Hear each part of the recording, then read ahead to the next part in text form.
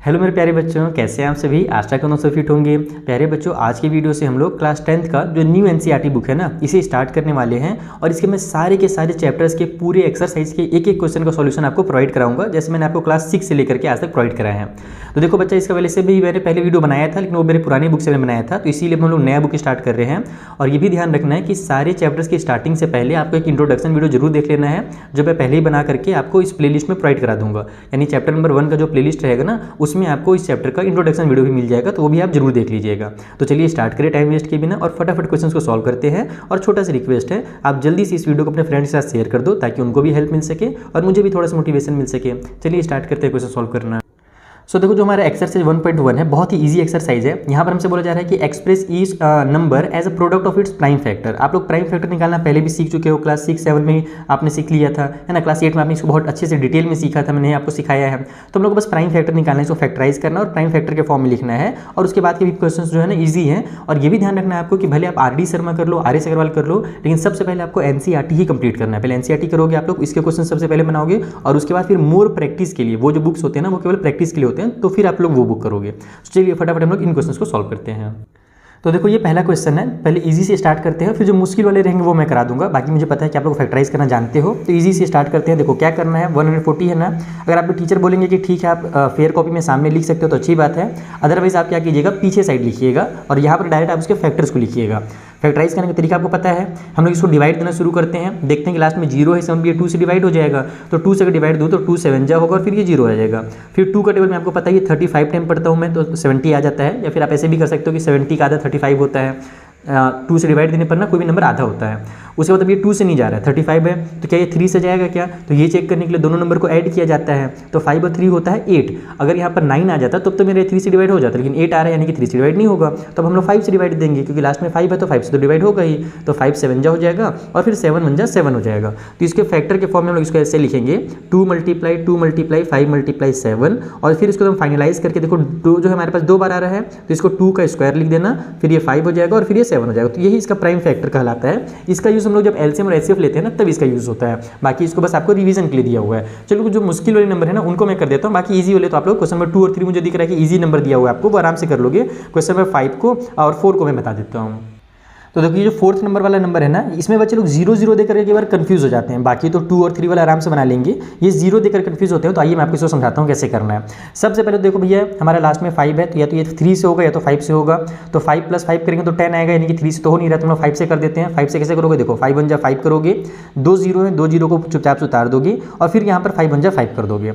अब यहाँ पर हमारे पास लास्ट में 1 आ गया, तो फिर से या तो ये 3 से होता, लेकिन देखो अगर शुरू में हमने चेक किया, शुरू में अगर 3 से नहीं हुआ है तो आगे वो कहीं पर भी 3 से नहीं होने वाला, ये ध्यान रखना। तो 3 से चेक नहीं करना है और 5 से तो होगा ही नहीं। तो लास्ट में 1 है, तो ऐसा कौन सा नंबर जिसके लास्ट में 1 आ सकता है? तो या तो हमारा 11 होगा या तो 9 भी हो सकता है, लेकिन 9 अब 3 से नहीं हो तो 9 से तो होगा ही नहीं। तो 5 के बाद चलेंगे, तो 5 के बाद 6 आता है। अब हमारा 2 और 3 से नहीं हुआ है तो 6 से तो होगा नहीं। 6 के बाद आता है 7। तो भैया 7 के टेबल में लास्ट में 1 आता है ना, 7 3 जा 21। इसका मतलब ये 7 से हो सकता है। 7 का जो डिविजिबिलिटी रूल जिसको बोलते हैं अपन, वो बहुत ही बेकार है, मुझे बिल्कुल पसंद नहीं है, क्योंकि उसमें जो रूल अप्लाई करना रहता है ना, लास्ट में हम लोग को चेक करना ही पड़ जाता है कि वो डिवाइड हो रहा है कि नहीं हो रहा। तो इससे अच्छा है कि हम लोग इसको डिवाइड करके देख लेते हैं।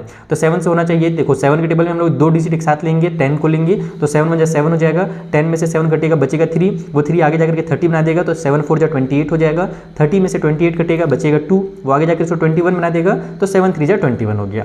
अब ये आ गया हमारे पास 143। अभी किससे जाएगा, अब 7 से जा रहा है क्या? तो हमारा अब ये 7 से तो जाएगा नहीं, 7 2 जा 14 होगा, 3 बच जाएगा। तो अब कौन सा अगला नंबर यूज़ कर सकते हैं अपन?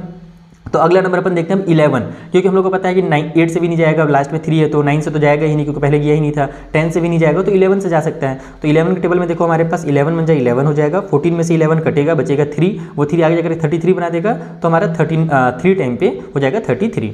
अब ये हमारा 13 बचा है, तो इसको 13 1 जा 13 कर देता हूँ मैं।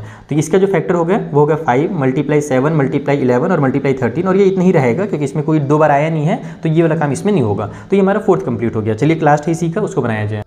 तो देखो ये हमारा 5th नंबर का क्वेश्चन है। इसमें भी हम लोग चेक करेंगे, लास्ट में 9 है, इसका मतलब कि या तो ये 3 से जाएगा, 2 से तो जाएगा नहीं, तो चेक कर लो सभी को ऐड करके। ये हो गया 7 + 4 11 प्लस में 2 कर दिए हम लोग, तो हो जाएगा हमारे पास, अच्छा 11 और 9 हो गया हमारे पास 20 और 2 हो जाएगा 22। तो 22 आ जा रही है, मतलब कि 2 से भी नहीं जाएगा, सॉरी 3 से भी नहीं जा रहा है, 3 से नहीं जाएगा तो 9 से भी नहीं जाएगा, 5 से तो होगा ही नहीं, 4 से होगा भी नहीं, 6 से भी नहीं होगा, 7 से चेक कर लेते हैं, 7 हो जाए 7 होगा, 7 6 या 42 हो जाएगा, लेकिन ये 9 बच जाएगा, तो 7 से ही नहीं जा रहा है। तो भाई अब कौन सा नंबर है, तो ऐसे अगर आप चेक करते हुए जाओगे, आप एक बार उससे भी चेक कर सकते हो, हमारे 11 से भी। 11 के लिए क्या करना रहता है, इन दोनों को ऐड करो और इन दोनों को ऐड करके सब्ट्रैक्ट कर दो, तो ये हो जाएगा आपका यहाँ पर से 9 और ये दोनों को ऐड करोगे तो हो जाएगा 13 में से 9 माइनस होगा तो 4 आएगा, यानी कि 0 नहीं आ रहा है, तो फिर ये 11 से भी इसका मतलब नहीं होगा। देखो डिविजिबिलिटी रूल अभी मैं आपको नहीं पढ़ा सकता यहाँ पर डिटेल में, क्योंकि वो सब मैंने आपको क्लास 6 में सिखाया है, क्लास 10 में पहुँच गया हो, तो आप लोगों को अगर सीखना है डिविजिबिलिटी रूल तो दोबारा से आप पढ़ सकते हो पिछले वीडियो से, ठीक है। तो लास्ट में पहुँचोगे जब आपने सब कुछ चेक चाक करके थक जाओगे, कुछ नहीं मिलेगा, तो लास्ट में आपको पता चलेगा कि भैया ये 17 से कट हो रहा है। 17 से कैसे कट हो रहा है दिखाता हूँ आपको मैं। देखो 17 के टेबल में हमारे पास 74 तो आता नहीं है, लेकिन 17 के टेबल में 4 टाइम पे हमारा 68 आता है। अगर मैं 74 में से 68 ले लेता हूँ तो मेरे पास बचेगा कितना, 6 बचेगा, वो 6 आगे चला जाएगा और यहाँ पर इसको 62 बना देगा। अब 62 नहीं लेंगे हम लोग, लेकिन 17 के टेबल में हमारे पास 3 टाइम पे 51 आता है, तो 3 टाइम पे 51 ले लेंगे, तो यहाँ पर बचेगा कितना, 62 में से 51 माइनस हुआ तो 11 बचा, वो 11 आगे जाकर के इसको 119 बना देगा, और 17 के टेबल में 7 टाइम पे 119 आ जाता है, इसे मतलब ये 17 से कट होगा। अब अगला जो नंबर है ये हमारा 17 से कट नहीं होगा, तो अब इसको किससे कट करें, तो अब ये हमारा 19 से कट होगा। आगे बढ़ते जाना है, देखो 17 हो गया ना, अगला नंबर 18 आता है, 18 से तो कट होगा नहीं, अब ये 19 से कट होगा। 19 से कैसे कट होगा वो देख लो। 19 के टेबल में हमारा 2 टाइम पे पहले तो हम लोग इसको ले लेते हैं, 19 2 जा 38, ठीक है। अब उसके बाद हम लोग यहाँ पर से 38 माइनस करेंगे तो बचेगा 5, वो 5 आगे जाकर जो 57 बना देगा, तो 19 के टेबल में हमारे पास 3 टाइम पे 57 आ जाता है। अब ये आगे 23, और 23 खुद ही एक प्राइम नंबर है, तो 23 1 जा 23 हो जाएगा, यानी इसके जो फैक्टर होंगे वो 17 × 19 × 23 होंगे। और अब आपको जो नंबर मिलेंगे ना, ऐसे बड़े बड़े नंबर मिलेंगे क्लास 10 में, छोटे नंबर को भूल जाओ, बहुत कम ही आपको चांस मिलेगा जहाँ पर छोटे नंबर को फैक्टराइज करना रहेगा।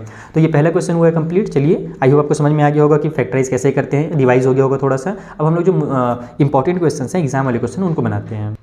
तो देखो क्लास 10th में एक रूल पढ़ना है, बहुत ही इंपॉर्टेंट रूल है, इससे MCQs बहुत ज़्यादा आते हैं। वो रूल क्या है कि जब कभी भी आप किसी भी दो नंबर का LCM मल्टीप्लाई HCF करोगे ना, LCM और HCF का मल्टीप्लाई करोगे, तो वो इक्वल होता है प्रोडक्ट ऑफ 2 नंबर्स। जैसे कि इन दोनों का जब मैं LCM निकालूंगा और इन्हीं दोनों का जब मैं HCF निकालूंगा, और LCM और HCF का जब मैं मल्टीप्लाई करूंगा ना, तो जितना भी प्रोडक्ट निकल करके आएगा मल्टीप्लाई करने पर LCM और HCF का, और उसी तरीके से मैं जब 26 और 91 को मल्टीप्लाई करूंगा तो जो प्रोडक्ट आएगा दोनों आपस में हमेशा बराबर होते हैं। तो वही हमको बोल रहे हैं इस क्वेश्चन में कि LCM और HCF फाइंड कीजिए, और इस वाले रूल को यहाँ पर वेरीफाई कर दीजिए ताकि ये रूल आपको याद हो जाए अच्छे से। वैसे वेरीफाई करने के लिए क्वेश्चन आता नहीं है, लेकिन इस फॉर्मूला से रिलेटेड क्वेश्चन एग्जाम में जरूर आता है, तो आइए हम लोग इसे सॉल्व करें। तो देखो ये पहला क्वेश्चन है जहाँ पर मैं 26 और 91 दिया हुआ है। इसमें ज़्यादा डिटेल में आपको समझ में नहीं आएगा कि LCM और HCF क्या होता है। अभी मैं और नंबर्स को लूंगा ना, तब आपको अच्छे समझ में आएगा। पहले क्या करना है, आप लोग इसको फैक्टराइज कर लेना, तो 2 × 13 हो जाएगा, और 91 में 7 × 13 हो जाएगा। HCF के लिए क्या करना रहता है कि आपको देखना है कि दोनों में कॉमन कौन सा मिल रहा है, तो दोनों में कॉमन जो ये 13 मिल रहा है, यहाँ भी 13 है और यहाँ भी 13 है, तो बस 13 ही जो होगा यही इसका क्या हो जाएगा, हमारा HCF हो जाएगा। Is that clear. HCF में आपको क्या करना है कि जो भी पावर हमारे पास कॉमन मिल रहा है, यानी जो भी नंबर्स हमारे पास फैक्टर कॉमन मिल रहे हैं, बस उसको ही आपको यहाँ पर एक बार लिखना रहता है और कुछ नहीं करना रहता है, ठीक है। लेकिन LCM में क्या करना पड़ता है, तो LCM में आप जो HCF वाला नंबर है, यानी जो कॉमन वाला है, उसको तो लिखोगे ही, लेकिन साथ में जो अलग अलग हैं उनको भी उतारोगे, यानी 2 × 7 भी करोगे, ठीक है। तो इन सभी का जब आपस में आप मल्टीप्लाई करोगे तो your answer will be 180 and 2, ठीक है। ये आपका LCM हो जाएगा और ये HCF हो जाएगा। अभी LCM और HCF को और डिटेल में हम लोग समझेंगे। ये थोड़ा सा इजी नंबर था, थोड़ा छोटा नंबर था, इसलिए आप यहाँ पर आपको समझ में नहीं आएगा। एक छोटा सा ट्रिक बताऊंगा मैं आगे आपको, उसको याद रख लेना बस, ठीक है। तो ये HCF हो गया, ये हमारा LCM हो गया। अब हम लोग को क्या बोला था कि वेरीफाई भी करना था ना, तो यहाँ पर हम लोग लिखाएंगे कि वेरीफाई कर देंगे, इस तरीके से लिख देते हैं कि नाउ वेरीफाई। जब हम लोग वेरीफाई करते हैं तो हम लोग क्या बोला था, HCF का और LCM का मल्टीप्लाई करने के लिए, ठीक है। तो HCF मल्टीप्लाई करना है आप लोगों को LCM, तो जब इन दोनों का आप मल्टीप्लाई करोगे तो HCF कितना है, 13 है, उसका मल्टीप्लाई किसे करना है, तो 182 से करना है। दोनों का मल्टीप्लाई करोगे तो आपका आंसर आ जाएगा 2366। उसी तरीके से जब आप प्रोडक्ट ऑफ नंबर निकालोगे, प्रोडक्ट ऑफ नंबर्स, ठीक है, तो वो कितना निकलेगा, तो प्रोडक्ट हमारे पास कौन कौन से नंबर का, तो 26 का और 91 का निकालना है। तो इसको भी जब आप निकालोगे ना तो भी देखना 2366 ही आएगा। वैसे तो आप यहीं पर देख भी सकते हो कि 182 का आधा हमारा ये होता है और इसका डबल ये होता है, यानी कि इन दोनों का जो मल्टीप्लाई होगा ऑटोमेटिकली बराबर हो जाएगा। तो यहाँ पर हमारे पास ये वेरीफाई हो गया ना, यानी कि इसको हम लोग इस तरीके से लिख सकते हो लास्ट में कि hence it is verified that, detail में लिखना चाहो तो कि HCF multiply LCM is equal to product of given numbers. ठीक है, इस तरीके से लास्ट में लिख देना। एक आध क्वेश्चन में लिख दे रहा हूँ पहले वाला में। अभी अगला क्वेश्चन बनाते हैं ताकि आपको डिटेल में समझ में आए कि एचसीएफ और एलसीएम एक्चुअली में होता क्या है। यहाँ पर आपको क्लियरली समझ में आएगा नहीं, थोड़ा सा कंफ्यूज हो जाओगे कि ट्रिक बता दूंगा तो। ठीक है, चलो अगला क्वेश्चन बनाए। तो देखो इस क्वेश्चन से आपको अच्छे समझ में आएगा एचसीएफ और एलसीएम क्या होता है। ठीक है, यहाँ पर हमने फैक्टर कर लिया है पहले से ही इन दोनों का। तो 510 को जब फैक्टराइज करोगे तो 2 × 3 × 5 × 17 आएगा, और इसमें हमारा 2 × 2 × 23 आएगा। इसको मैं ऐसे लिख दिया हूँ, वैसे इसको लिखने की इससे जरूरत नहीं है, और इसको हटा ही देता हूँ। जो मेथड मैं आपको बताऊंगा ना उसमें इसकी जरूरत नहीं पड़ेगी, जो आपके बुक में मेथड है उसमें इसकी जरूरत पड़ती है, और उसमें बच्चे बहुत ज़्यादा कन्फ्यूज होते हैं। तो सबसे आसान देखो, सबसे आसान तरीका क्या है, एचसीएफ में आपको क्या करना है, दोनों में जो कॉमन मिल रहे हैं ना बस उनका मल्टीप्लाई करना है। ठीक है, तो यहाँ पर अगर मैं कॉमन देखूँ तो ये केवल मुझे 2 और 2 कॉमन दिख रहा है। ठीक है, ये 2 और 2 मिल रहा है तो बस एक बार 2 को उतार दो, जो मिल रहा है उसको बस एक बार उतारना है। ध्यान रखना कि जो कॉमन मिल गया उसको उतार दिया हमने। अब दूसरा कोई कॉमन मिल रहा है क्या कहीं पर से, नहीं मिल रहा है ना, तो बस ये जो 2 होगा यही मेरा एचसीएफ हो जाएगा। आपको एचसीएफ में जो कॉमन मिल रहा है बस उसको उतारना है, और एलसीएम जब निकालोगे तो जो आपने एचसीएफ लिखा है उसको उतारोगे ही उतारोगे, कॉमन वाला को एक बार उतारोगे, साथ ही साथ जो बेचारे सिंगल रह गए हैं उन सभी को भी उतारोगे। इसको आप ऐसे याद कर सकते हो कि जो एचसीएफ है उसमें भैया जो रिलेशनशिप वाले हैं, निब्बा निब्बी हैं, गर्लफ्रेंड बॉयफ्रेंड है, उनको बस एक बार उतार देना है, और जो एलसीएम रहेगा उसमें उनको तो यूज़ करेंगे ही, साथ ही साथ जो बेचारे सिंगल है ना उन लोग से भी हम लोग काम करवाएंगे। यानी कि ये बेचारा जो 2 है सिंगल ये भी उतरेगा, ये जो 3 है सिंगल हमारे पास ये भी उतर जाएगा, उसके बाद फिर ये जो 5 है उसको भी उतार देते हैं, उसके बाद जो 17 है उसको भी उतार देते हैं, और जो 23 है उसको भी उतार देते हैं। ये किया जाता है, समझ में आया? फिर से पर समझाता हूँ। एचसीएफ में क्या करोगे, बस जो कॉमन नंबर है उसको तुम एज इट इज उतार देना है, और एलसीएम में क्या करना है कि जो कॉमन है उसको उतारोगे ही, और साथ ही साथ जो सिंगल है उसको भी आप लोगों को यहाँ पर यूज़ करना है, उनसे भी काम करवाना है। ठीक है, जब इन सभी का आप मल्टीप्लाई करोगे तो ये और आंसर वैल्यू वैसे इक्वल लगाना, एग्जाम में ऐसे मत कर देना, मैं तो बस डिजाइन बनाते रहता हूँ, मेरी गंदी आदत है। तो यहाँ पर जब आप इसको मल्टीप्लाई करोगे तो आपका जो आंसर निकल करके आएगा वो आ जाएगा 23,460। तो ये इसका एलसीएम होगा। फिर से वही चीज़ करना है आप लोगों को, एचसीएफ मल्टीप्लाई एलसीएम करना है। तो एचसीएफ का और एलसीएम का जब मल्टीप्लाई करोगे तो 2 का मल्टीप्लाई 23,460 से कर देना है डायरेक्ट, तो ये आपका आंसर हो जाएगा 46,920। ठीक है, और उसी तरीके जब आप लोग यहाँ पर प्रोडक्ट निकालोगे, प्रोडक्ट ऑफ नंबर्स, तो ये प्रोडक्ट ऑफ नंबर के लिए हम लोग क्या करना है, तो 510 का मल्टीप्लाई कर देना 92 से, तो यहाँ भी उतना ही सेम आंसर आ जाएगा, 46,920 आ जाएगा। तो ये इसका फाइनल आंसर हो जाएगा। वेरीफाई वगैरह लिखना चाहो तो लिख सकते हो लास्ट में। समझ में आया? एचसीएफ में क्या करेंगे, ये करेंगे, बस कॉमन उतारेंगे, और एलसीएम में कॉमन वाले को उतारने के बाद बाकी जो सिंगल्स हैं उन सभी को भी उतारेंगे। तो ये सेकंड हो गया। जितना ज़्यादा प्रैक्टिस करोगे ये चीज़ उतनी ज़्यादा दिमाग में बैठ जाएगा, और यही मेथड यूज़ करना है। कई बार बच्चे लोग बोला बुक में जो दिया रहता है ना कि हाईएस्ट पावर को मल्टीप्लाई करना है, यहाँ पर लोवेस्ट पावर को मल्टीप्लाई करना है, उसमें बच्चे लोग कन्फ्यूज जाते हैं हाईएस्ट और लोवेस्ट में, क्योंकि वो उल्टा रहता है। एचसीएफ में लोवेस्ट वाले का करना रहता है, एलसीएम में हाईएस्ट वाले का करना रहता है। नहीं करना, अपने को उतना दिमाग नहीं लगाना है, अपने को बस नॉर्मल जो है बेसिक जो है वो याद रखना है। बेसिक याद आराम से हो जाता है, और रटने वाले में जाओगे तो बहुत मुश्किल होता है। तो रटना नहीं भैया, ये मेथड बनाओ, मेरे हिसाब से आपके लिए ज़्यादा ईजी रहेगा। अगर आपको इससे ज़्यादा ईजी मेथड पता हो तो आप कमेंट बॉक्स में जरूर बताना। और ये जो मैं बना रहा हूँ ना इसके नोट्स आप लोगों को मुझे टेलीग्राम पर मिल जाएंगे, तो टेलीग्राम ज्वाइन कर लो, डिस्क्रिप्शन बॉक्स में लिंक है, वहाँ से इसके नोट्स डाउनलोड कर लेना। चलो अगला क्वेश्चन बनाते हैं। तो ये मिल गया एक और क्वेश्चन, और अच्छे से प्रैक्टिस हो जाएगा आपका। यहाँ पर आपको फिर से मैं वही बताऊंगा कि एचसीएफ लेने के लिए क्या करना है, कॉमन वाला जोड़ा बनाना है। तो ये देखो, ये 2 का एक ग्रुप बन जाएगा, और यहाँ पर से ये 3 का भी मैं एक ग्रुप बना देता हूँ। ठीक है, इसको आप लोग अपने दिमाग में करना है, बस मैं यहाँ पर नोट्स चूँकि आपको प्रोवाइड कराऊंगा तो अच्छे से दिखे इसलिए मैं ऐसे कर रहा हूँ। तो ये 2 को उतार दो यहाँ पर, जो ग्रुप बन गया, और ये जो 3 का ग्रुप बना इसको उतार दो, बस यही हमारा एचसीएफ हो जाएगा। 2 × 3 यानी कि 6 हमारा हो गया एलसीएम, सॉरी एचसीएफ। ठीक है ना, ध्यान रखना है कि 2 ग्रुप बन रहा है तो दोनों को उतार करके मल्टीप्लाई भी करना है। पिछले बार मेरे पास केवल एक ही ग्रुप बना था, इसलिए मैंने केवल 2 को उतारा था। ठीक है, तो ये हो गया हमारा 2 × 3 = 6 एचसीएफ। और एलसीएम में फिर वही चीज़ करना है कि जो ग्रुप बना हुआ है उसको तो उतारेंगे ही हम लोग। ठीक है, ये 2 को उतारेंगे ही, और ये जो 3 है इसको उतारेंगे ही। जो एचसीएफ वाला है पहले उसको उतार लो, उसके बाद जो बेचारा लोग आप लोग को सिंगल दिख रहे हैं, जहाँ जिनका ग्रुप नहीं बन पाया उन सभी को उतार दो। यानी कि आपका ये तीनों 2 उतर जाएंगे, 1 2 3 टाइम पे 2। ठीक है, ये दोनों जो 3 बच गया है ये उतार दो, ये 3 और ये 3 उतर गया, और ये लास्ट में बेचारा 7 है, उसको बिल्कुल मत भूलना। इसी चीज़ को और अच्छे से लिखना चाहो तो एग्जाम में आप इसको इस तरीके से लिख सकते हो। 2 हमारे पास 1 2 3 4 टाइम आ रहा है ना, तो 2 के पावर में 4 लिख दो, और 3 हमारा 1 2 3 टाइम आ रहा है तो 3 के पावर में 3 लिख दो, लिखना चाहो तो। अदरवाइज मल्टीप्लाई फटाक से करके आप लोग आंसर लिख सकते हो डायरेक्ट। तो जब इन सभी का आप लोग मल्टीप्लाई कीजिएगा तो जो आपका आंसर निकल करके आएगा वो इस बार आ जाएगा 3024। ठीक है, ये हमारा एलसीएम निकल गया, एचसीएफ और एलसीएम निकल गया। फिर से वही काम करो, एचसीएफ मल्टीप्लाई में एलसीएम कर देते हैं फटाफट। तो ये हो जाएगा आपका एचसीएफ कितना था भैया, 6 था, और एलसीएम हमारे पास 3024 है। ठीक है, तो ये हमारे पास जब मल्टीप्लाई करोगे आप इन दोनों का तो आपका जो आंसर निकल करके आएगा ना वो निकल करके आ जाएगा 18,144। ठीक है, ये आपका HCF मल्टीप्लाई LCM निकल करके आ गया। और सेम टू सेम यहाँ पर भी आएगा। देखो एग्जाम में जब बनाओगे ना इस टाइप से क्वेश्चन को तो 2 बार मल्टीप्लाई मत करना, ठीक है। अगर आपका HCF मल्टीप्लाई इतना आ रहा है ना तो आपका जो प्रोडक्ट निकल करके आएगा दोनों नंबर का वो भी इतना ही आएगा, यानी 336 का जब 54 से मल्टीप्लाई करोगे तो भी आपका 18,144 ही आएगा। तो बस एक बार मल्टीप्लाई करना, दोबारा टाइम वेस्ट नहीं करना। तो ये हमारा क्वेश्चन नंबर 2 कंप्लीट हुआ। यहाँ पर आपने HCF और LCM लिखना सीखा और ये वाला जो रूल है ये समझ में आ गया आपको, ठीक है। अब हम लोग चलते हैं अगले क्वेश्चन के पास, देखते हैं वहाँ पर क्या दिया हुआ है और फिर से कुछ नई चीज़ सीखेंगे। तो देखो थर्ड वाले क्वेश्चन में बोल रहा है फिर से वही चीज़ कि LCM और HCF फाइंड कीजिए। जो फॉलोइंग नंबर्स आपको दिए हुए हैं और प्राइम फैक्टराइजेशन मेथड यूज़ करना है। जो मेथड हम लोग यूज़ किए ना वो प्राइम फैक्टराइजेशन मेथड उसी को बोलते हैं, ठीक है। यानी कि आपको फैक्टर निकालना रहता है। तो दूसरा मेथड कौन सा होता है? दूसरा वो लॉन्ग डिवीजन वाला मेथड होता है, डिवीजन करते जाते हैं और उससे भी HCF और LCM निकलता है। बचपन में वही मेथड यूज़ करता था, लेकिन आप लोग को प्राइम फैक्टराइजेशन मेथड ही सीखना है क्योंकि आपके बुक में यही ज़्यादातर दिया हुआ है। चलिए फटाफट इसको सॉल्व कर लेते हैं। सो ये रहा हमारा फर्स्ट क्वेश्चन जहाँ पर 12, 15 और 21 दिया हुआ था। सभी को फैक्टराइज कर लीजिए और जो मेथड हमने पिछले वाले क्वेश्चन में सीखा है सेम वही मेथड यूज़ करेंगे। बस पिछले बार जो ग्रुप बन रहा था वो 2 नंबर का बन रहा था ना, क्योंकि 2 ही नंबर दिए हुए थे। इस बार हमें तीनों में देखना है कॉमन, ठीक है। तो यहाँ पर देखो 2 है लेकिन इनके पास 2 नहीं है। यहाँ पर 3 है, इसके पास भी 3 और इसके पास भी 3 है, यानी कि ये वाला 3, ये 3 और इस 3 का एक ग्रुप बन जा रहा है तीनों के पास। तो 3 ही क्या होगा इसका HCF हो जाएगा। बस खत्म खेल, कुछ दूसरा तो ग्रुप बन नहीं रहा है तो कोई दूसरा नंबर मिलेगा ही नहीं। और जब LCM निकालोगे तो आप लोग पता है कि जो HCF वाला ग्रुप बना था उसको उतारेंगे एक बार। उसके अलावा जो सिंगल बचे हुए थे, ये 2 सिंगल बचे हुए थे तो 2 और 2 को उतार दो। ये 5 हमारा बेचारा सिंगल था उसको उतार दो। और ये 7 का भी ग्रुप नहीं बन पाया तो 7 को उतार दो। और इन सभी का जब आप मल्टीप्लाई करोगे, मेरी आदत बिगड़ गई यार ऐसे करने की, तो जब मल्टीप्लाई करोगे ना तो योर आंसर विल बी 420। बस यही इसका आंसर हो जाएगा और कुछ करना भी नहीं, इसमें वेरीफाई वगैरह भी कुछ नहीं करना है। अगला क्वेश्चन बड़ा ही मजेदार है जहाँ पर हमें 17 दिया हुआ था, 23 दिया हुआ था और 29 दिया हुआ था। 17 का फैक्टर आपको पता ही है कि 17 का केवल एक 1 फैक्टर होता है और खुद 17 होता है क्योंकि प्राइम नंबर है। ये केवल या तो 1 से डिवाइड होगा तो 17 से डिवाइड होगा। या इसको ऐसे ही बोल सकते हो कि 17 जो है या तो 1 के टेबल में आता है या तो 17 खुद 17 के टेबल में आता है। उसी तरीके से 23 भी और 29 भी है। तो इसका मतलब क्या हुआ भाई कि जो HCF होगा हाईएस्ट कॉमन फैक्टर, तो दूसरे नंबर का तो ग्रुप बन नहीं रहा है, केवल ये 1 का ग्रुप बन रहा है तो HCF जो होगा वो 1 हो जाएगा।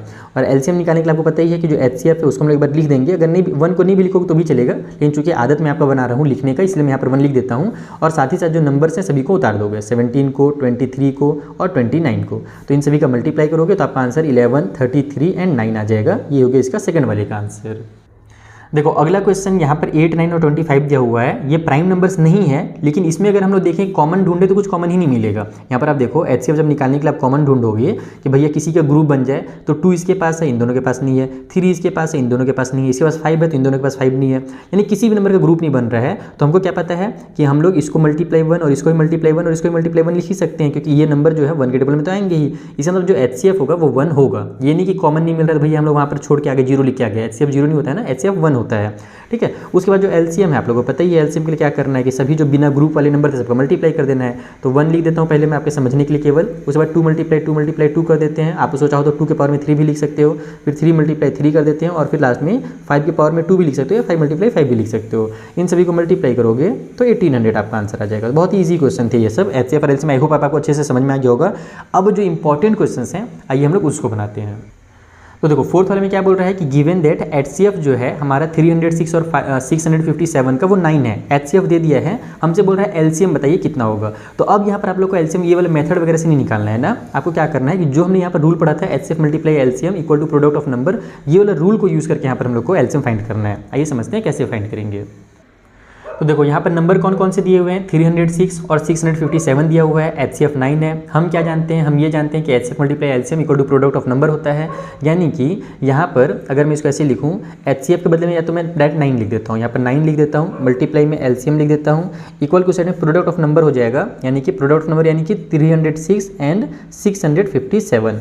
अब मुझे निकालना क्या है, मुझे निकालना है LCM। तो मैं इस 9 को इधर ट्रांसफर कर दूंगा तो ये हो जाएगा आपका 306 मल्टीप्लाई में 657 और डिवाइड बाई में आपका 9 आ जाएगा। और इसको कट करोगे तो आपका LCM निकल जाएगा। तो ये मेथड आपका बहुत काम आने वाले पूरे साल भर। इस मेथड को एकदम याद रखना। 9 से कट हो रहा है तो मैं डायरेक्ट 9 से उड़ा देता हूँ। देखो 9 के टेबल में 9 3 27 हो जाएगा। उसके बाद हमारे पास बचेगा कितना 4, 30 में से 27 कटा, सॉरी 3 बचेगा, वो 3 आगे जाकर इसको 36 बना देगा। तो 9 4 जा हमारा 36 हो जाएगा। अब हमारे पास 34 है, मल्टीप्लाई में हमारे पास कितना है 657 है। तो जब आप इन दोनों का मल्टीप्लाई कीजिएगा तो योर आंसर विल बी, अच्छा एक बार लिख ही देता हूँ इसको मैं 34, थोड़ा सा अच्छा दिखेगा बच्चों को, नोट्स जब दूंगा ना तो प्यारा सा नोट दिखना चाहिए। तो इन दोनों को जब मल्टीप्लाई करोगे तो आंसर विल बी 22, 33 एंड 8। तो इस तरीके से आपका ये क्वेश्चन भी कंप्लीट हो गया। अगला जो क्वेश्चन बच्चा ये वाला, ये हमारे पिछले साल एग्जाम में आ चुका है, 2023 एनसीईआरटी ने इस क्वेश्चन को दिया था। मोस्ट इंपॉर्टेंट क्वेश्चन है, आरडी शर्मा में भी ये क्वेश्चन दिया हुआ है कि चेक कीजिए 6 के पावर में जो n है can end with the digit 0 for any natural number n। यानी कि अगर हम यहाँ पर पावर में 0 लिख दे, या 0 बोल रहा हूँ सॉरी, कोई भी नंबर लिखते हैं, यहाँ पर 6 के पावर में n है ना, तो n के बदले अगर मैं कोई भी नंबर लिखूँ, 1 लिखूँ, 2 लिखूँ, 3 लिखूँ, तो जब मैं इसका वैल्यू निकालूंगा तो क्या मेरा वैल्यू जो है वो लास्ट में 0 आ सकता है क्या? है इससे पॉसिबल? जैसे कि मान लो 6 के पावर में मैंने 1 लिखा तो उसका वैल्यू तो 6 ही हो जाएगा। 6 के पावर में जब मैं 2 लिखूंगा तो उसका वैल्यू 36 हो जाएगा। लास्ट में 0 आ रहा है क्या? नहीं आ रहा है। तो क्या मैं कोई ऐसा नंबर लिख सकता हूँ जिसमें लास्ट में 0 आ जाए? तो इसको आपको निकाल करके नहीं दिखाना, इसका एक छोटा सा मेथड होता है, एक तरीका होता है इसको बताने का। आइए मैं आपको वो समझा देता हूँ। तो देखो हमें 6 के पावर में n दिया हुआ है ना, कभी भी कोई भी नंबर है, 6 ही नहीं, मान लो कि दूसरा नंबर भी आ जाता है एग्जाम में, तो आपको क्या करना है कि उस नंबर को फैक्टराइज करना है। अगर ये नंबर फैक्टराइज होने के बाद अगर इसका कोई भी एक फैक्टर 5 निकल करके आ जाए या 10 निकल करके आ जाए, 5 निकलेगा तो 10 तो निकलेगा ही, तो समझ जाना कि हाँ भाई हम लोग लास्ट में 0 ला सकते हैं, इसका कुछ ना कुछ वैल्यू रख के हम लोग लास्ट में 0 ला सकते हैं। लेकिन अगर इसका फैक्टर 5 नहीं निकल करके आया तो समझ जाना कि उसका 0 नहीं आ सकता। तो जब हम लोग इसको फैक्टराइज करेंगे तो इसको ऐसे लिख देते हैं अपन बाई फैक्टराइज। जब अपन फैक्टराइज करते हैं तो हमारा 6 जो फैक्टराइज करेंगे तो कितना आ जाएगा, ये जो है हमारा 2 × 3 हो जाएगा, और पावर में जो n है वो तो रहेगा ही रहेगा। यानी 6 से जो फैक्टर है वो कितना निकल जा रहा है, 2 × 3 निकल रहा है। यानी कि यहाँ पर जो प्राइम निकल रहे हैं हमारे पास वो 2 और 3 निकल रहे हैं, 5 नहीं निकल रहे हैं। इसका मतलब कि इसके लास्ट में 0 नहीं आएगा, और अगर यहाँ पर 5 निकल करके आ जाता तो लास्ट में 0 आ सकता था, ठीक है, यानी आ ही जाता। तो हम लोग इसको ऐसे लिखते हैं। इसका तरीका लिखने का ये है, अगर एग्जाम में मान लो आ गया फिर से, तो कि ओनली प्राइम्स, जो हमारे पास प्राइम्स यहाँ पर अपन देख रहे हैं, in the factorization by the factorization of 6 is नहीं होगा, आर होगा, R 2 and 3, ठीक है। जो फैक्टराइज किया हम लोग तो जो प्राइम हमारा निकला वो कितना निकला, 2 और 3 निकल गया, एंड नॉट 5, यानी कि हमारा जो 5 है वो नहीं निकल रहा है। ये बहुत जरूरी लिखना ना, ये भी जरूरी लिखना कि 2 और 3 निकल रहे हैं और 5 हमारा नहीं निकल रहा है। इसका मतलब ये हुआ हैंस कि जो हमारा 6 के पावर में n है वो कभी भी हमारा 0 के साथ इंड नहीं होगा। तो कांट इंड विथ डिजिट 0, बस खत्म, इतना ही करना और कुछ करना ही नहीं है। अगर यहाँ पर एक फैक्टर निकल जाता है 5 तो हम लिख देते हैं कि यस 6 पावर में n will end with digit 0, या अगर यहाँ पर नहीं निकला तो बस कैन नॉट इंड विद 0, बस इतना ही करना और कुछ करना ही नहीं है। और इंपॉर्टेंट क्वेश्चन भी ना ये आ चुका पिछले साल, बता दे रहा हूँ मैं तुम लोगों को बोर्ड्स में। चलो जो अगला क्वेश्चन है फटाफट उनको बनाया जाए। सो अगले क्वेश्चन में क्या बोल रहा है, एक्सप्लेन कीजिए वाई 7 × 11 × 13 + 13 एंड 7 × 6 5 4 3 2 1 प्लस में 5 आर कंपोजिट नंबर। यानी कि ये हमारा कंपोजिट नंबर है और ये भी जो है कंपोजिट नंबर है, हमको ये एक्सप्लेन करना है। तो देखो कंपोजिट और प्राइम नंबर तुम लोग को पता है, प्राइम किसको बोलते हैं, ऐसे नंबर जिसका फैक्टर या तो 1 हो और केवल वही नंबर हो, बस ये जो अगर रूल फॉलो कर रहा है तो वो प्राइम नंबर कहलाएगा। और ऐसा नंबर जिसके फैक्टर 2 से ज़्यादा हो जाते हैं, जैसे कि 1 हो गया और वो नंबर हो गया और उसके अलावा कोई और नंबर भी हो गया। फॉर एग्जांपल 8 को ले लेते हैं, 8 के फैक्टर हमारा 1 भी है और 8 तो है ही, साथ ही साथ 2 और 4 भी हमारा 8 का फैक्टर है, तो वो हमारा क्या होगा, कंपोजिट नंबर होगा। तो यहाँ पर हमको क्या करना है ना कि इन नंबर्स को 2 से ज़्यादा फैक्टर बस बता देने हैं कि इसके भैया 2 से ज़्यादा फैक्टर हैं, और अगर 2 से ज़्यादा हम लोग फैक्टर बता दिए तो ये फिर क्लियर हो जाएगा कि ये हमारे कंपोजिट नंबर्स हैं। आइए कॉपी में बताते हैं। तो पहले इस वाले को बनाते हैं। हमें दिया हुआ है 7 × 11 × 13 और प्लस में 13 दिया हुआ है, ठीक है। हमको क्या करना है, इसको फैक्टराइज करना है। आप लोगों को पता है कि जब भी जो प्लस की साइन आ जाती है तो ये मेरा पूरा एक टर्म हो जाता है, और ये जो मल्टीप्लाई में है ये सभी के सभी एक टर्म है, ये सिंगल टर्म है पूरा और ये एक सिंगल टर्म है। हम लोग देखते हैं क्या मैं इन दोनों में से कुछ कॉमन ले सकता हूँ क्या, तो बिल्कुल यहाँ भी 13 और यहाँ भी 13, दोनों में से 13 कॉमन लिया जा सकता है।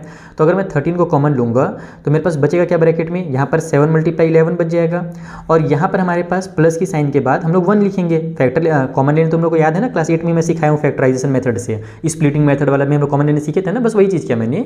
यहाँ पर हमारे पास 13 था तो ये सभी तो मिले हुए यहाँ पर से मल्टीप्लाई में है, तो हम लोग जानते हैं कि 13 जब इसके पास जाएगा तो इन सभी से केवल मल्टीप्लाई हो जाएगा। लेकिन यहाँ पर प्लस के साइन के बाद मुझे यहाँ पर 1 इसलिए लिखना पड़ा क्योंकि हम जानते हैं 13 1 = 13 होता है। मैं चाहूँ तो यहाँ पर मल्टीप्लाई 1 लिख सकता हूँ, लेकिन उसकी कोई ज़रूरत नहीं है, लेकिन यहाँ पर 1 लिखना जरूरी है, यहाँ पर 0 मत लिख देना। तो ये आपका हो जाएगा 13 और मल्टीप्लाई में ये हो जाएगा 77 और प्लस में 1 8 यानी कि 78 हो गया। तो हम क्या देख रहे हैं कि इसके जो फैक्टर हैं वो 13 मल्टीप्लाई 78 आ रहे हैं, यानी कि इसका फैक्टर क्या हो गए 2 से ज़्यादा हो गए। 2 यहाँ पर ऐसे दिख रहे हैं, उसके अलावा भैया एक इसका एक और फैक्टर होगा, उसके अलावा ये जो कंप्लीट नंबर है वो भी इसका एक फैक्टर होगा। ठीक है, तो कहने का मतलब है कि हमारे पास इसके 2 से ज़्यादा फैक्टर निकल करके आ गए। 2 दिख रहे हैं अपने को, उसके अलावा 1 है और एक ये नंबर भी फैक्टर है, तो इसीलिए ये क्या होगा कंपोजिट नंबर होगा। तो इसको ऐसे लिखते हैं कि सिंस इट हैज़ मोर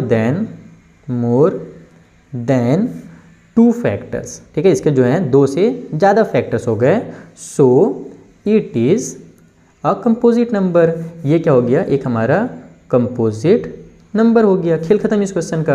एकदम सेम तरीके से दूसरा वाला भी बनेगा, जो सेकंड पार्ट है जहाँ पर आपको क्या दिया हुआ है भैया, तो 7 multiply 6 multiply 5 multiply 4 multiply 3 multiply 2 multiply 1 दिया हुआ है और फिर प्लस के साइन के साथ 5 कर दिया है। तो यहाँ पर देखो ये पूरा पूरा एक टर्म हो गया और ये 5 एक टर्म है, यहाँ भी 5 है यहाँ भी 5 है, तो दोनों में से 5 कॉमन ले लो तो फिर वही चीज़ हो जाएगा। यहाँ पर 7 multiply 6 multiply 4 multiply 3 multiply 2 multiply 1 बच जाएगा। 1 लिखने की जरूरत नहीं है, वैसे लिख देते हैं, चलो कोई बात नहीं। और यहाँ पर भी हम लोग 1 लिखेंगे क्योंकि हम लोग जब ब्रैकेट खोलेंगे तो अब 5 1 जा 5 होता है। ठीक है, तो जब आप इन सभी का मल्टीप्लाई करोगे ना, एक सेकंड इक्वल के साथ जरूर लगाना, तो ये तो 5 ही रहेगा और इन लोगों का जब मल्टीप्लाई करोगे आप लोग इन सभी का, तो ये आपका हो जाएगा 1008 और प्लस में जो 1 है उसको मैं एक बार उतार देता हूँ, डायरेक्ट नहीं करता हूँ क्योंकि बड़ा नंबर आ गया। तो ये हो जाएगा आपका 5 मल्टीप्लाई में 1009। तो अब देखो फिर से यहाँ पर क्या हुआ, 2 फैक्टर ऐसे निकल गए। हम लोग जानते हैं 1 एक और फैक्टर होगा और ये जो कंप्लीट नंबर है ये भी एक फैक्टर होगा ही होगा। तो यहाँ पर भी सेम इसी रीजन की वजह से, सेम वही रीजन की वजह से ये भी क्या हो गया, एक हमारा कंपोजिट नंबर हो गया। ठीक है, तो इस तरीके से आपको इन क्वेश्चंस को बनाना है अगर एग्जाम में आ जाता है तो। अगर इसको बोला जाता है प्रूव करने के लिए कि कंपोजिट है तो ऐसे प्रूव कर दोगे आप लोग। ओके बच्चा लोग, तो ये 6 नंबर का क्वेश्चन कंप्लीट। एक लास्ट क्वेश्चन बचा हुआ इस एक्सरसाइज का, आइए उसे बना लेते हैं। तो देखो इस टाइप से क्वेश्चन बहुत ही इंपॉर्टेंट है। आरडी शर्मा और आरएस अग्रवाल में आपको ऐसे बहुत सारे क्वेश्चन मिलेंगे। यहाँ पर एक ही क्वेश्चन दिया हुआ है, इसमें क्या बोल रहा है कि there is a circular path around a sport field. एक स्पोर्ट फील्ड के चारों साइड में रास्ता है, जैसे कि मान लो क्रिकेट के चारों साइड में होता है ना, स्टेडियम वगैरह के चारों साइड में सर्कल बना रहता है। उसमें क्या हो रहा है कि Sonia takes 18 minute to drive 1 round of the field, यानी कि वो साइकिल चला रही होगी, बाइक चला रही होगी, कुछ भी ड्राइव कर रही होंगी, तो सोनिया जो है उसको 18 मिनट लगता है एक चक्कर मारने में, और जो रवि है उसको 12 मिनट लगता है उसी एक चक्कर को कंप्लीट करने में। रवि थोड़ा सा स्पीड में चला ले रहा है, बहुत अच्छी बात है भैया, थोड़ा खाना पीने वाला घर से होगा और सोनिया को थोड़ा खाना कम मिलता होगा, है ना। बाकी यहाँ पर ये मत सुनिए लड़की है तो कम स्पीड चला रही होगी, ऐसा नहीं भैया ना, बस लड़के बहुत खतरनाक हो गए आजकल। देखो आरसीबी का टीम लड़की लोग जितवा दी है, अब देखो लड़का लोग जितवाते हैं कि नहीं जितवाते हैं। अब क्या बोला जा रहा है कि suppose they both start at the same point, यानी कि वो लोग क्या करते हैं सेम पॉइंट से स्टार्ट करते हैं एट द सेम टाइम पे स्टार्ट करते हैं। मान लो मैं यहाँ पर थोड़ा सा रफली बनाता हूँ, वैसे तो बुक में नहीं लिखना चाहिए पेन से, फिर मैं समझा देता हूँ आपको। मान लो ये मेरा स्टार्टिंग पॉइंट है, यहाँ से चलना शुरू किए, यहाँ चलना शुरू किए, ऐसे एक राउंड मारे और वो जो है ना दोनों मतलब मिल करके दोनों साथ में यहाँ से चलना शुरू किए हैं, लेकिन सोनिया पीछे रह जाएगी क्योंकि उसको ज़्यादा टाइम लग रहा है और रवि जो आगे निकल जाएगा, है ना। रवि 12 मिनट में ही पहुँच जाएगा। जैसे कि मान लो 10 बजे हम लोग शुरू किए तो रवि 10:12 मिनट में यहाँ पर वापस आ गया, लेकिन सोनिया को यहाँ पर वापस पहुँचने में 10:18 मिनट लग जाएगा क्योंकि उसको 18 मिनट लग रहा था टोटल। ठीक है, आफ्टर हाउ मैनी मिनट्स, यहाँ पर भी बोल रहा है कि सेम डायरेक्शन में जा रहे हैं, ऐसे सीधा सीधा सेम डायरेक्शन चल रहे हैं, तो after how many minutes will they meet again at the same point. तो बताइए कि दोबारा इसी पॉइंट पर मिलने के लिए उनको कितना समय लगेगा। तो देखो इसको तुम दिमाग में समझना, एक राउंड में सोनिया को 18 मिनट लगा, फिर अगले राउंड जब मारेगी वो तो उसको 36 मिनट लगेगा। उसी तरीके से जो रवि है उसको 12 मिनट लगेगा, फिर दूसरा राउंड मारेगा तो 24 मिनट लगेगा और तीसरा राउंड में वो 36 मिनट में पहुंच जाएगा। यानी कि 36 मिनट में सोनिया 2 राउंड मार करके यहाँ पर पहुंचेगी और रवि 36 मिनट में 3 राउंड मार करके यहाँ पर पहुंचेगा, यानी दोनों 36 मिनट में दोबारा इस जगह पर पहुँच जाएंगे। Is that clear? तो अब इसको लिखना कैसे है ये समझ में तो आ गया ना, कॉन्सेप्ट समझ में आ गया कि इसमें पूछा क्या था। अच्छा इसमें निकालना क्या है, तो ऐसे क्वेश्चन में हमेशा एलसीएम निकालते हैं। ठीक है, क्योंकि 12 और 18 का जो एलसीएम होगा वही 36 होगा, इसीलिए यहाँ पर ये दोनों 36 मिनट में पहुँच रहे हैं। बाकी उसका कॉन्सेप्ट क्या है वो मैंने आपको समझा दिया। जब एक राउंड मारेगा तो 12 मिनट, फिर 24 मिनट और फिर 36 मिनट में, और सोनिया 18 मिनट और फिर दोबारा में 36 मिनट में पहुंचेगी। तो ये इसका कॉन्सेप्ट है। अब इसको कॉपी में कैसे लिखना है ये समझते हैं। तो देखो एकदम इजी तरीके से मैं आपको बता रहा हूँ लिखना, आपको एग्जाम में ऐसे ही लिखना है, प्यारा सा भी दिखिएगा और अच्छा भी दिखिएगा टीचर को चेक करने में। यहाँ पर बोल रहा है कि time taken by Sonia, Sonia ने कितना समय लिया 18 मिनट लिया, और उसी तरीके से रवि ने 12 मिनट लिया है। हमको पता है कि ऐसे क्वेश्चन में एलसीएम निकालना है, बाकी क्यों निकालना है बहुत सारे क्वेश्चन प्रैक्टिस करोगे तब आपको समझ में आएगा, और वो समय आरडी शर्मा और आरएस अग्रवाल की बुक में आपको पहले भी सिखा चुका हूँ और फिर सिखाऊंगा डिटेल में। तो यहाँ पर 12 और 18 का एलसीएम लेंगे तो 12 के फैक्टर 2 × 3 हो गया, 18 का 2 × 3 हो गया। तो यहाँ पर जब आप एलसीएम निकालोगे तो कितना निकल करके आएगा, हम लोग पता है कि जो कॉमन वाला है उसको तो एक बार उतारना उतारना है तो 2 को एक बार उतार देंगे। फिर ये जो 3 है ये भी हमारा कॉमन मिल रहा है तो 3 को भी एक बार उतार देते हैं, बहुत अच्छी बात है। उसके बाद ये 2 और 3 सिंगल सिंगल जो बच गए हैं उनको भी उतारना रहता है, तुम लोगों में जैसे सिखा चुका हूँ पहले ही। तो इन सभी का जब आप मल्टीप्लाई करोगे तो 2 3 जा 6, 6 2 जा 12, 12 3 जा 36 हो गया। तो 36 आ गया ना एलसीएम। इसका मतलब आप इस तरीके से लिखोगे कि हैंस या देयरफॉर जो भी करके लिखना चाहो, hence Ravi and Sonia will meet together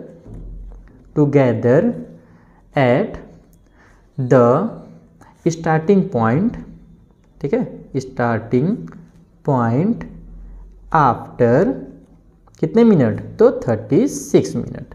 तो इस तरीके से ये क्वेश्चन जो है आपका वो कंप्लीट हो जाएगा, ठीक है। क्या लिख दिया यहाँ पे मिनट्स में, क्या लिख दिया मिनट्यूस लिख दिया, सॉरी बच्चे लोग, मिनट्स, ठीक है। तो इस तरीके से आपका क्वेश्चन हुआ कंप्लीट और यहाँ पर हमारी एक्सरसाइज भी कंप्लीट हो गया। आप लोगों को अगर इसके नोट्स चाहिए तो नोट्स इन MD सर टेलीग्राम, ठीक है, टेलीग्राम चैनल जो हमारा है उसमें आपको इसके नोट्स मिल जाएंगे। वहाँ से जाकर के आप इसके नोट्स डाउनलोड कर लेना ताकि आप लोगों को फेयर वगैरह करने में टाइम वेस्ट ना करना पड़े और फटाफट आप लोग केवल पढ़ाई में फोकस कर सको, ठीक है बच्चे लोग। चलो मिलते हैं किसी नेक्स्ट वीडियो में जहाँ पर जो अगला एक्सरसाइज है उसे भी कंप्लीट करेंगे। साथ ही साथ आपकी स्कूल में अगर RD शर्मा चल रहा है तो मैंने RD शर्मा के सोल्यूशन भी बनाने शुरू कर दिए हैं और आर्य सेवल की बुक तो मैंने पहले ही कंप्लीट कर दिया है, तो आप आर्य सेवल के सोल्यूशन देख सकते हो। बाकी आर्य सेवल से मत ही पढ़ना, इस बार ज़्यादा बेटर है। RD शर्मा मेरे हिसाब से ज़्यादा बेहतर रहेगा आपके लिए क्लास 10th में इस साल, ठीक है। चलिए मिलते हैं नेक्स्ट वीडियो में, तब तक के thank you for watching. Like करना मत भूलिएगा, शेयर करना मत भूलिएगा और सब्सक्राइब करना मत भूलिएगा ताकि मैं मोटिवेट होता रहूं और इसी तरीके से जो इंपॉर्टेंट वीडियोस हैं आगे के चैप्टर के वो मैं फटाफट बनाता रहूं।